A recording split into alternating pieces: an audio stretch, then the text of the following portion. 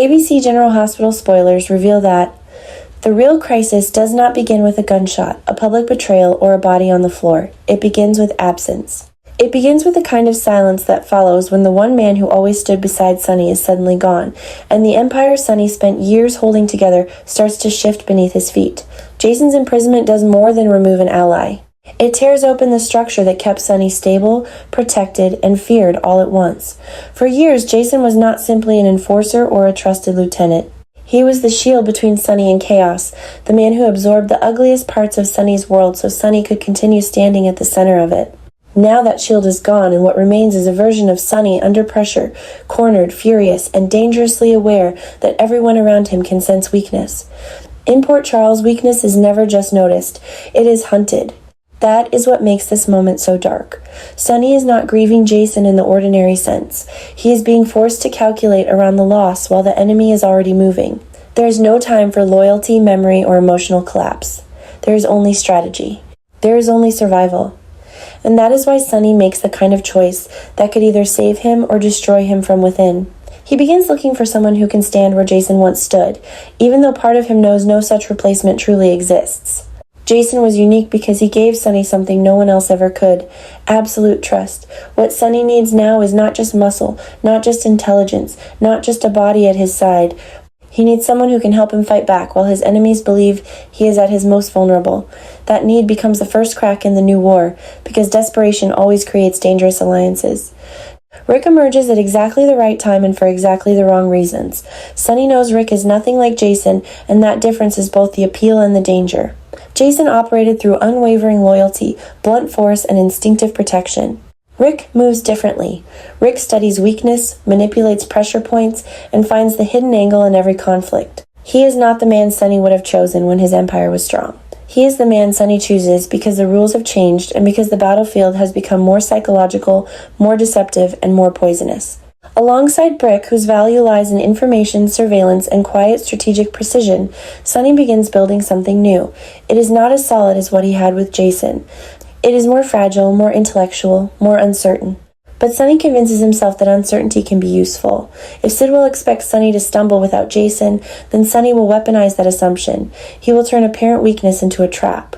That is the theory, and Sonny is a man who has survived for years by trusting his instincts when the world turns hostile. But instinct becomes harder to trust when every move is made under pressure. Sidwell is not reckless. He is patient, calculating, and cold enough to exploit every emotional wound Sonny carries. Cullum makes the situation even worse, because he is not merely dangerous in the ordinary criminal sense. He has access, connections, and the kind of institutional reach that makes him far more than a street-level threat. He represents a different kind of enemy, one that blurs the line between organized power and covert influence. That changes everything. Sonny is used to fighting men he can see, men he can threaten, bribe, corner, or eliminate. But this new war is more layered. It moves through whispers, invisible resources, and indirect attacks. Jason's absence becomes the perfect opening for that kind of assault. And Sonny feels that truth immediately. The attacks against him do not come all at once.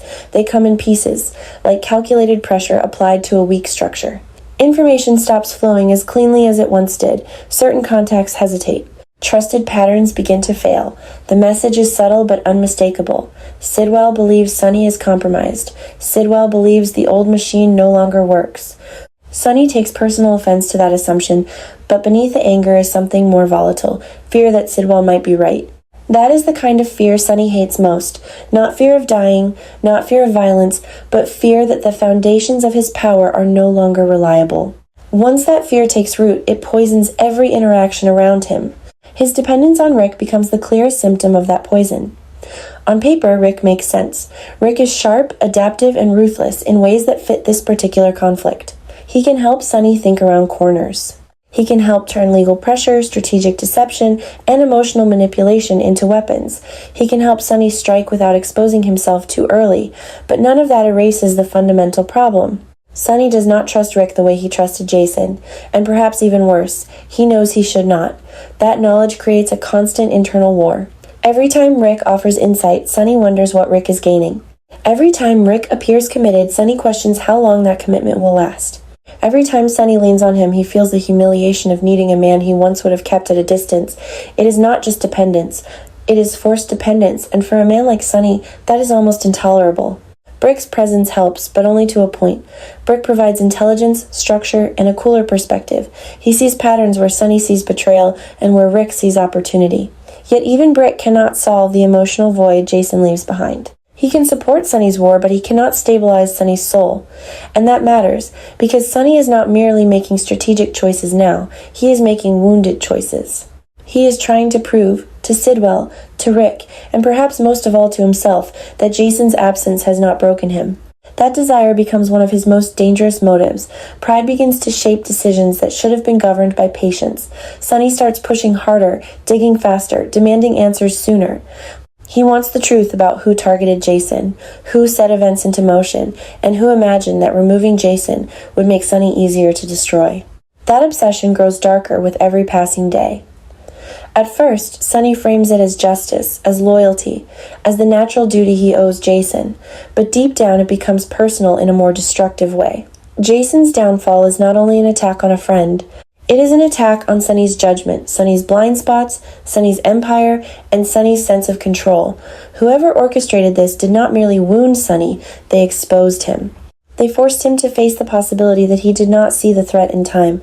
For a man built on anticipation and command, that kind of failure burns hotter than grief. It turns anger into obsession, and obsession into recklessness. That is when the emotional fractures begin spreading outward.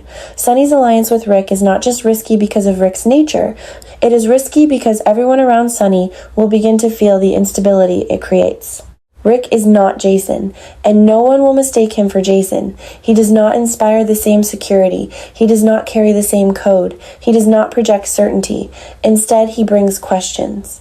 He brings legal cunning, layered motives, old resentments, and personal vulnerabilities that can be exploited. Sonny may believe he is using Ric as a temporary solution, but temporary solutions in this world have a habit of becoming lasting disasters. The more Sonny relies on Ric, the more space he gives Ric inside the machinery of his war. And once a man like Ric is inside, removing him may become impossible without consequences. Molly's existence makes that risk even more severe. Ric may appear sincere in his commitment, and there may even be real conviction in his decision to stand beside Sonny against Sidwell and Cullum. But sincerity under calm conditions means nothing when family becomes leverage. If Molly is threatened, directly or indirectly, Ric's loyalties could shift in an instant. Sonny knows this, which is why every move he makes with Ric is shadowed by suspicion. It creates a toxic alliance in which both men need each other, both men understand the danger, and both men silently calculate the moment the partnership might collapse. That kind of arrangement can produce brilliant short-term results. It can also produce betrayal at the worst possible moment.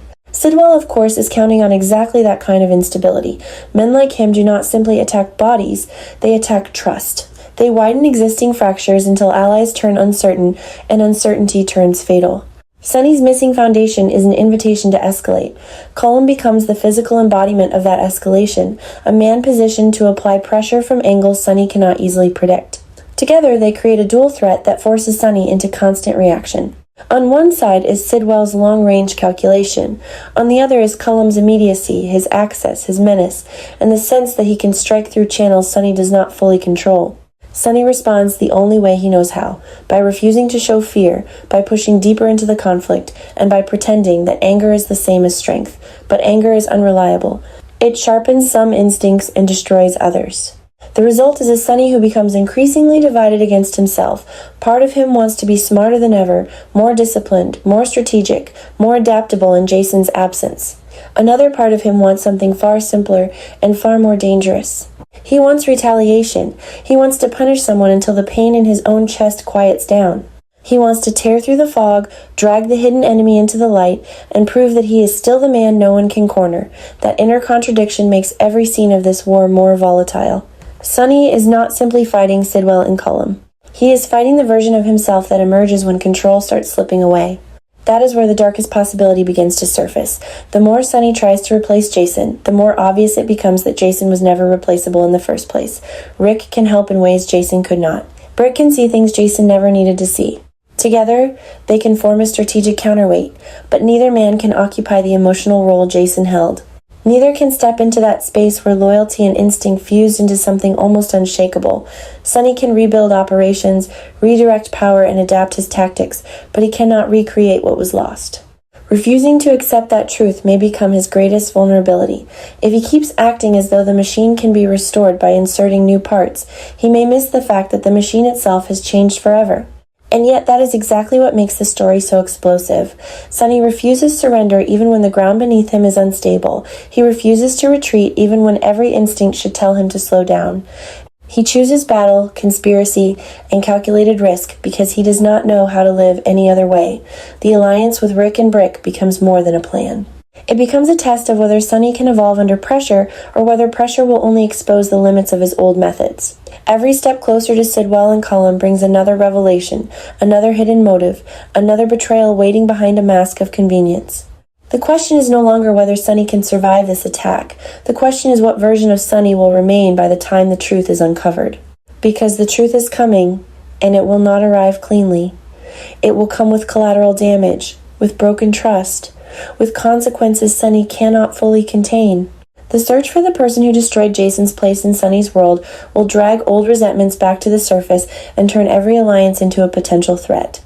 It will force Sonny to choose between caution and vengeance, between strategy and impulse, between the man Jason helped him become and the darker version of himself that always waits beneath the surface. If Sidwell believes Jason's absence has crippled Sonny, then Sonny will do everything in his power to prove him wrong, but proving an enemy wrong can become a trap when pride overrides judgment. In the end, this is not just a power struggle. It is a story about what happens when a man who built his empire on loyalty is forced to survive in its absence. It is about anger that refuses to cool, grief that disguises itself as strategy, and a desperate attempt to turn wounded pride into a winning move. Sonny may think he is preparing his counterattack. He may think Ric and Brick give him enough leverage to outmaneuver Sidwell and Cullum until Jason is no longer out of reach, but the deeper truth is far more unsettling.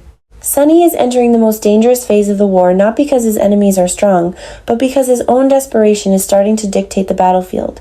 And when desperation leads the way in Port Charles, the outcome is never clean, never merciful, and never limited to the men who started the fight.